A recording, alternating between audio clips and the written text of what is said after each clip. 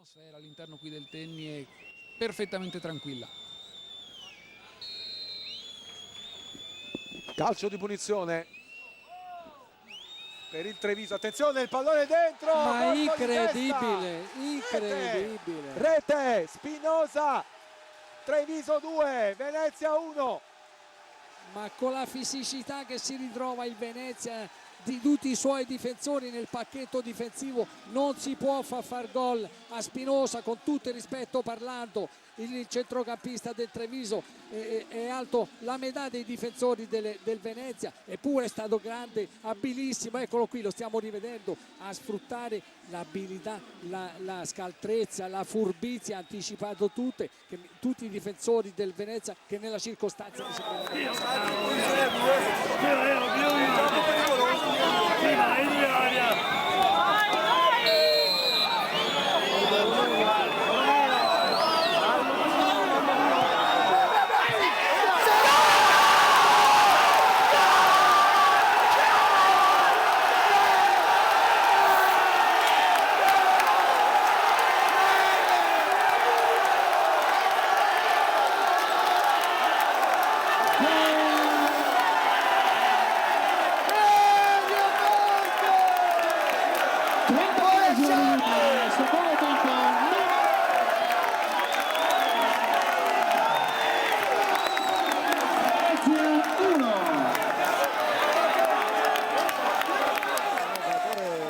del momentaneo vantaggio del Treviso, vedete meno di 3 al termine, più recupero che segnerà l'arbitro Ghersina alla fine di questa partita, in questo big match della 12ª giornata del campionato italiano di Serie D.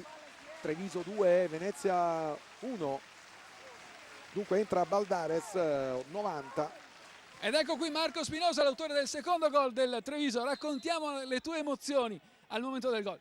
Beh, è un'emozione indescrivibile. Il gol è arrivato per fortuna 2-1 e speriamo adesso che vada bene. Grazie e complimenti a Marco Spinosa, a te Giacomo.